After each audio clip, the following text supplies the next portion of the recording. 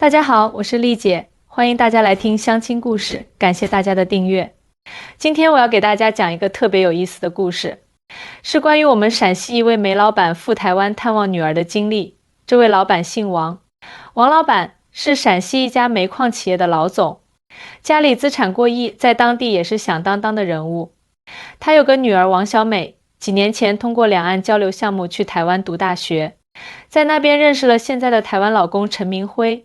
这门婚事当初可把王老板愁坏了。在他的观念里，台湾那边经济不行，肯定比不上大陆发达，觉得女儿嫁过去会吃苦。但拗不过女儿的决心，最终还是同意了婚事。婚礼在台北办的，当时王老板因为公司事务繁忙，只是匆匆去参加了婚礼就回来了。对台湾的印象也仅限于机场和酒店这样的地方。结婚2年后，王小美生了个可爱的小外孙，王老板和老伴儿特别想去看看，就趁着春节假期决定去台湾住上1个月，好好看看女儿女婿和外孙生活的地方到底是什么样子。我家闺女嫁到台湾去了，那边的生活条件肯定不如咱们大陆啊。我这次过去得多带点东西，让那边亲戚看看咱们大陆现在多繁荣昌盛。王老板在出发前特意准备了不少礼品，什么茅台酒、高档烟、高档保健品，甚至还特意从香港买了几块名表，打算送给女婿和他的家人。临行前，王老板还特意去银行换了一大笔新台币，足足装了一个小皮箱。他琢磨着，听说台湾那边工资不高，物价又贵，我得多带点钱过去，说不定女婿家里有困难，我得帮衬一下。再说了，咱有钱就是任性，得让台湾亲戚看看咱们大陆人的阔绰。就这样，王老板和老伴带着满满当当的行李，踏上了前往台湾的航班。飞机上，王老板和旁边的一位台商聊了起来：“您也是去台湾探亲的吗？”台商问道：“是啊，我闺女嫁到台湾去了，我这是第一次去台湾好好转转。”王老板说：“挺好的，台湾有很多好玩的地方，风景优美，人文气息也很浓厚。”台商笑着说。王老板有些疑惑：“我听说台湾经济不行啊，是不是很多人生活都挺困难的？”台商愣了一下，随即笑道：“您这观念可能有点过时了。台湾虽然面积小，但是人均 GDP 可不低，生活品质在亚洲地区也是名列前茅的。”王老板撇撇嘴，心想这肯定是吹牛的，哪能比得上我们大陆的发展速度。下了飞机，王小美和女婿陈明辉已经在机场等候多时。看到女儿穿着简单大方，女婿打扮得干干净净，王老板心里暗想，看来日子过得还行，至少没让我闺女受委屈。让王老板和老伴惊讶的是，女婿开的车居然是一辆全新的豪华 SUV。爸妈，你们终于来了，我们好想你们啊！王小美激动地抱住父母，好好好，我们也想你们。王老板拍拍女儿的背，又看向女婿，小陈啊，这车是你们的啊？陈明辉笑着点点头，是的，伯父。去年刚换的，觉得带孩子出门需要空间大一点的车。王老板心里咯噔一下，这车在大陆至少也得50-60万人民币啊。女婿家里条件这么好吗？一路上，王老板透过车窗打量着台北的街道，干净整洁的马路，设计现代的建筑，路边停着不少豪车，街上的行人穿着考究，气质不凡。这和他想象中的台湾很不一样。到了女婿家，王老板更是惊呆了。陈明辉家住在台北信义区一处高级公寓，一进门就是宽敞明亮的客厅，落地窗外就能看到台北101大楼，家具都是简约现代风格，一看就知道价值不菲。爸妈，你们先休息一下，明天我和明辉带你们去逛逛台北。王小美热情地说。晚上全家人坐在一起吃饭，王老板忍不住问道：“小陈啊，你是做什么工作的啊？”“伯父，我是做半导体研发的，在新竹科学园区工作。”陈明辉回答。“哦，收入怎么样啊？”王老板有些直接，老伴赶紧在桌下踢了他一脚，觉得这样问不太礼貌。陈明辉倒是不介意，笑着回答：“还可以，在业界算中上水平吧。我们公司福利挺好的，每年有分红，房子也是当初公司帮忙贷款买的，利率很低。”王老板更惊讶了，他本以为自己这次是来救济穷亲戚的，没想到女婿家的条件似乎比他想象的好太多。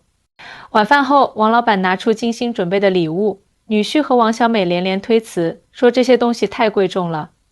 最后在王老板的坚持下，他们才收下了一些。王老板注意到，他带来的那些在大陆被视为高档的礼品，在女婿家似乎并不算什么特别的东西。而且他观察到女婿家里的电器、家居用品都是国际知名品牌，品质很高。第一天的经历让王老板感到有些不自在。睡觉前，他对老伴说：“我看这台湾好像真没我们想的那么落后啊。”老伴白了他一眼：“你总是听信那些片面之词。人家台湾虽然地方小，但人家重视教育、科技发展，民生水平高着呢。你看人家马路多干净，空气多好，食品安全做得多到位。”王老板躺在床上，看着窗外台北的夜景，心里默默思索着。这才第一天，他对台湾的认知就被颠覆了不少。而接下来的日子还有更多惊讶等着他。第二天一早，陈明辉和王小美就安排了满满的行程，准备带王老板和老伴儿好好逛逛台北。爸，今天我们先带你去逛逛台北市区，中午去阳明山吃农家菜，下午去故宫博物院，晚上去夜市感受一下台湾的民间小吃。王小美兴致勃勃地介绍着行程。王老板点点头，心想台北能有啥好玩的，不就是个小城市吗？可当他们来到台北的信义商圈，王老板彻底惊呆了。现代化的摩天大楼鳞次栉比，国际名品店铺一家挨着一家，街上的行人穿着时髦，手里拎着各种名牌购物袋。王老板看到路边停着的豪车比比皆是，甚至比他在西安市区看到的还要多。这也太繁华了吧！王老板忍不住感叹。陈明辉笑道：“伯父，信义区是台北的金融商业中心，这里的房价可不便宜，1平方米差不多要20几万新台币了。”王老板一算，差不多相当于人民币6、7万一平，这都快赶上北京、上海的黄金地段了。中午，他们去了阳明山上的一家农家乐。王老板本以为就是普通的农家菜，没想到端上来的全是有机蔬菜和放养的土鸡，做法精致，味道鲜美。这些菜都是这家店自己种的有机蔬菜，鸡也是放养的黑羽土鸡。店家很注重食材的源头和品质，陈明辉解释道。王老板惊讶地说：“这在大陆可是高消费啊，一般人舍不得吃这么讲究的。台湾人很重视食品安全和健康，宁愿多花点钱也要吃得健康安心。”王小美说：“台湾的食品安全监管很严格，消费者维权意识也很强。”下午参观故宫博物院时，王老板注意到参观者中有很多是学生和普通民众，大家都很自觉地排队，馆内秩序井然，讲解员的讲解专业而深入，王老板听得津津有味。台湾的教育资源很普及，公共文化设施对所有人开放，价格也很亲民。陈明辉说：“我们非常重视文化传承和全民教育。”晚上，他们来到了士林夜市。熙熙攘攘的人群中，各种小吃摊位香气四溢。让王老板意外的是，虽然人多，但秩序井然，垃圾分类做得很到位，地面也很干净。台湾的环保意识很强，垃圾分类已经成为每个人的习惯了。王小美解释道：“我看这里的年轻人穿着打扮都很时尚啊，应该花了不少钱吧？”王老板问道。陈明辉笑着说：“伯父，台湾的消费观念可能和大陆有些不同。这里的年轻人注重生活品质，但不一定追求名牌。多数人穿的是品质好、设计感强的服装，不一定是大牌子。”王老板若有所思。他想起在大陆，一些人拼命买名牌，甚至超出自己的经济能力，就为了面子。而这里的人似乎更注重实用和舒适。第3天，陈明辉请了假，打算带王老板夫妇去参观他工作的新竹科学园区。来到科学园区，王老板被眼前的景象震撼了。宽敞整洁的园区内，一栋栋现代化的研发大楼鳞次栉比，各种全球知名的科技企业在此设立了研发中心。伯父，这里是台湾半导体产业的重镇，全球最先进的芯片很多都是在这里研发和生产的。陈明辉自豪地介绍道。参观陈明辉所在的公司时，王老板看到员工们都有宽敞明亮的工作环境，公司食堂的伙食堪比星级酒店，还有健身房、图书馆等各种福利设施。你们公司待遇这么好啊？王老板惊讶地问。台湾企业很重视人才，科技公司之间竞争激烈，都想留住优秀的研发人员。除了基本工资外，还有年终奖、分红、股票期权等激励措施。陈明辉解释道，而且台湾的医疗保险、社会福利制度也很完善，生病看病很方便，费用负担也不重。回程路上，王老板沉默了许久。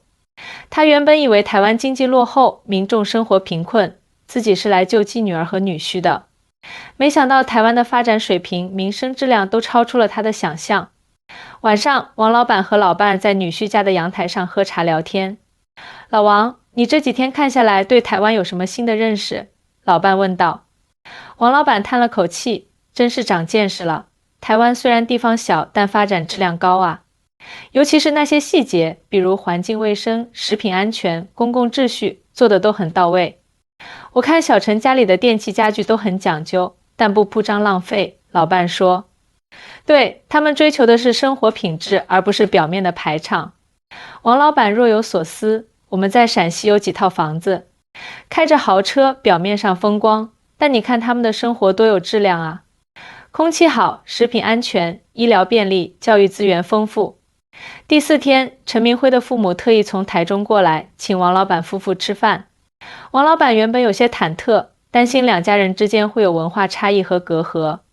没想到陈明辉的父亲陈伯伯是个儒雅的退休教授，母亲林阿姨则是一位中学校长。两位老人言谈举止温文尔雅，对王小美视如己出。王兄，我们家小辉能娶到小美，真是我们全家的福气啊！小美勤劳贤惠，聪明能干，还给我们添了个可爱的外孙。陈伯伯举杯向王老板敬酒，席间两家人聊起了两岸的婚恋观念差异。我观察到台湾年轻人结婚似乎不那么看重房子车子，王老板问道。陈伯伯笑着解释，台湾的年轻人确实比较务实。当然，有房子有车子生活会更方便，但不是必须的。很多年轻人更注重两个人的价值观是否相合，生活方式是否相容。物质条件重要，但不是唯一标准。林阿姨补充道，台湾的婚恋观比较平等开放，女孩子经济独立，不一定非要找条件多好的，更看重对方的人品和两人之间的感情。王老板想起大陆那些宁可坐在宝马车里哭，也不要坐在自行车上笑的极端择偶观，不禁感慨两地婚恋观念的差异。其实两岸同根同源，文化传统是一样的，陈伯伯说，只是台湾早些年经济起步早，加上社会结构和教育普及度的不同，形成了一些差异，但本质上我们都重视家庭，尊老爱幼，这一点是相同的。听着陈伯伯的话，王老板深受触动。他意识到自己对台湾的了解太少了，过去的认知多来自于片面的信息。晚饭后，陈明辉提议带两家老人去附近的温泉会所放松一下。台湾的温泉资源很丰富，泡温泉已经成为很多台湾人生活中重要的放松方式。陈明辉解释道，在典雅舒适的温泉会所，王老板彻底放松下来。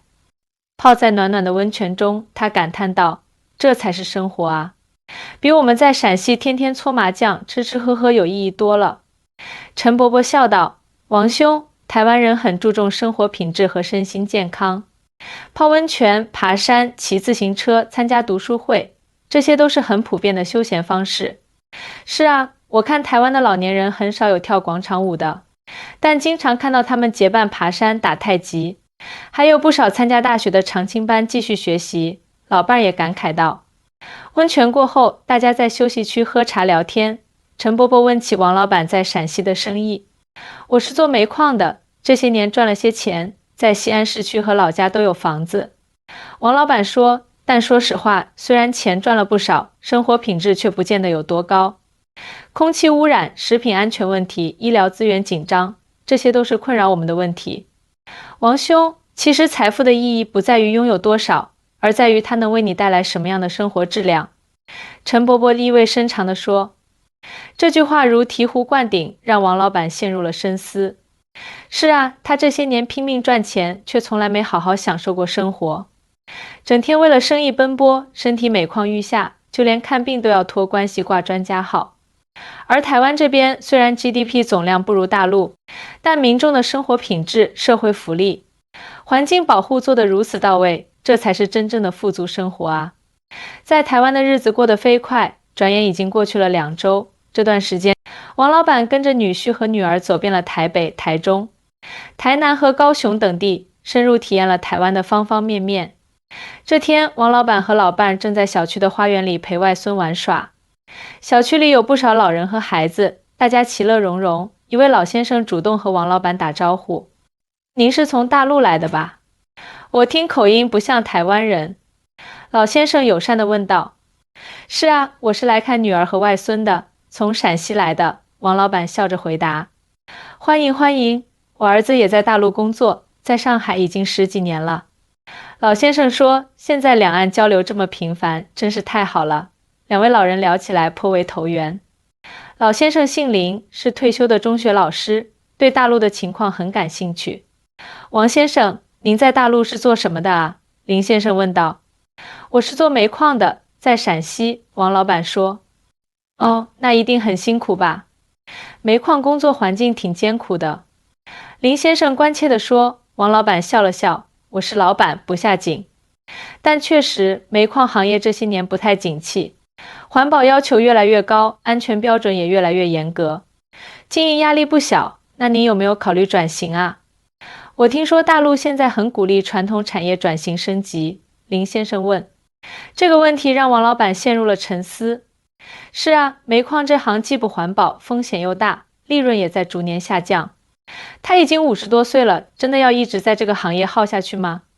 晚上回到女婿家，王老板和女儿女婿聊起了这个话题。“爸，你真的可以考虑转型或者逐步退居2线了。”王小美建议道。“这些年你们也赚了不少钱，可以开始享受生活了。”陈明辉也说：“伯父，现在两岸经贸往来这么密切，您要是有兴趣，可以考虑在台湾投资一些环保产业或者文化创意产业，这些在台湾发展的不错，也有很多扶持政策。”王老板心里一动，在台湾投资，那需要什么条件？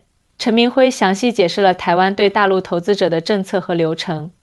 听完后，王老板越来越心动了。第二天一早，王老板便让陈明辉陪他去拜访几家台湾的环保科技公司和文创园区。一整天的考察下来，王老板对台湾的营商环境和产业发展有了更深入的了解。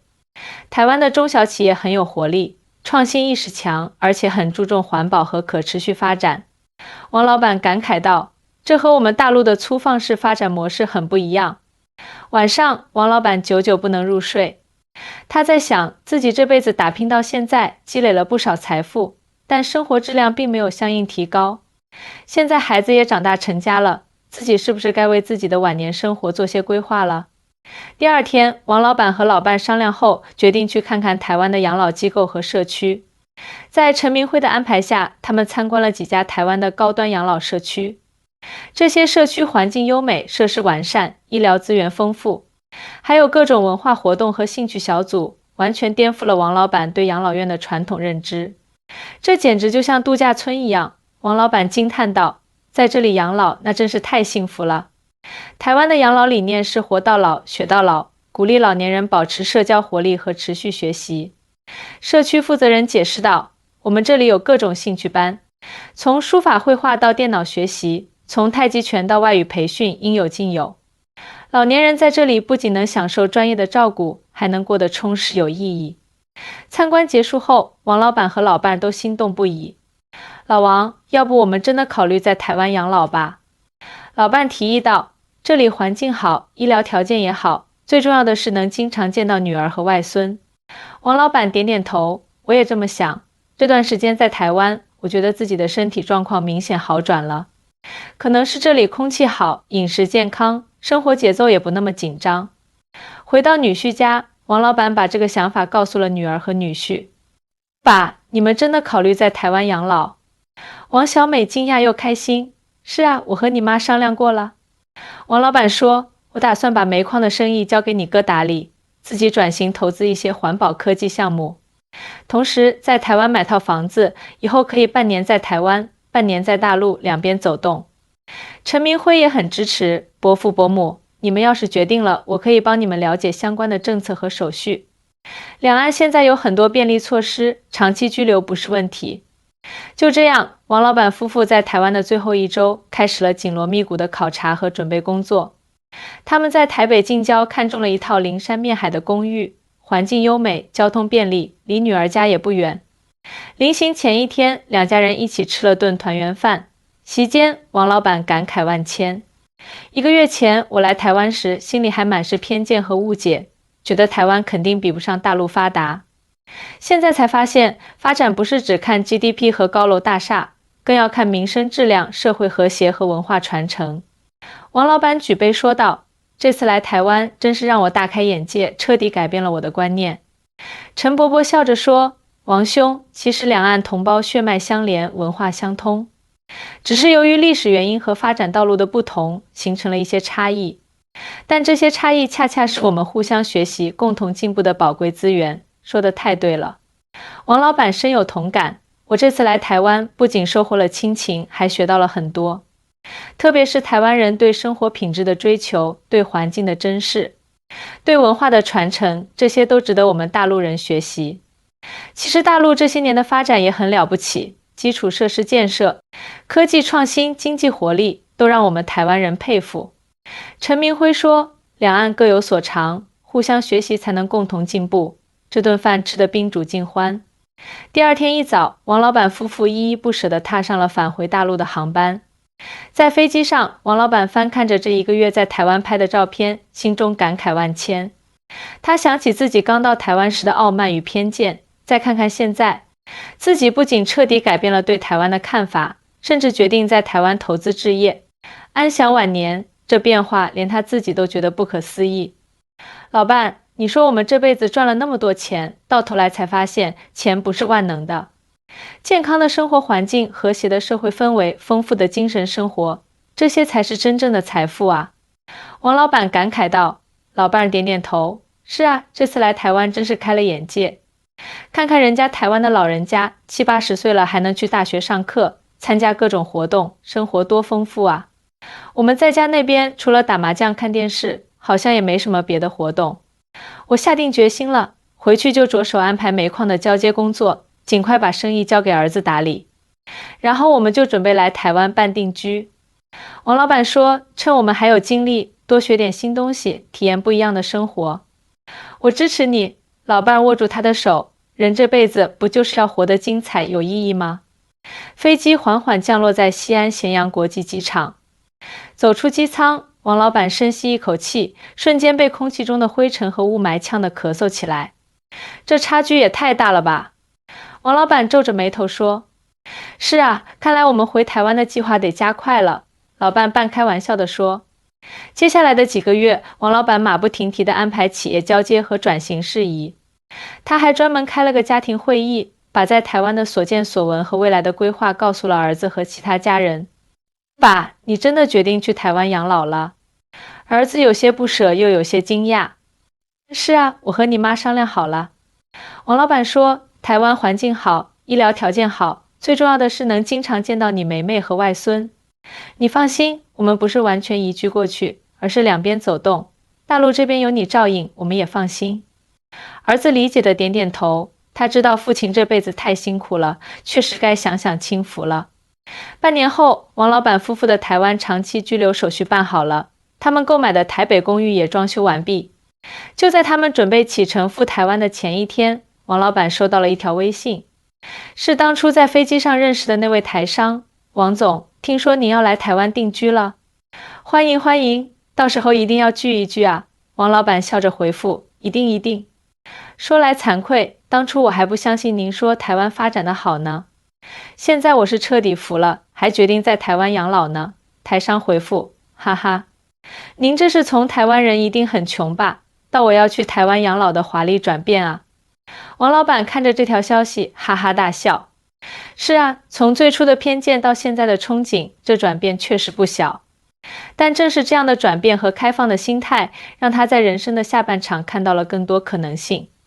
人这辈子啊，永远不要给自己设限，也不要被偏见蒙蔽了双眼。王老板感慨道，世界这么大，多出去看看，多交流交流，才能活出精彩人生啊！好啦，今天的故事就讲到这里，希望大家喜欢。如果你有什么婚恋困惑，或者想听更多两岸婚恋的故事，欢迎在下方留言。我是丽姐，我们下期再见。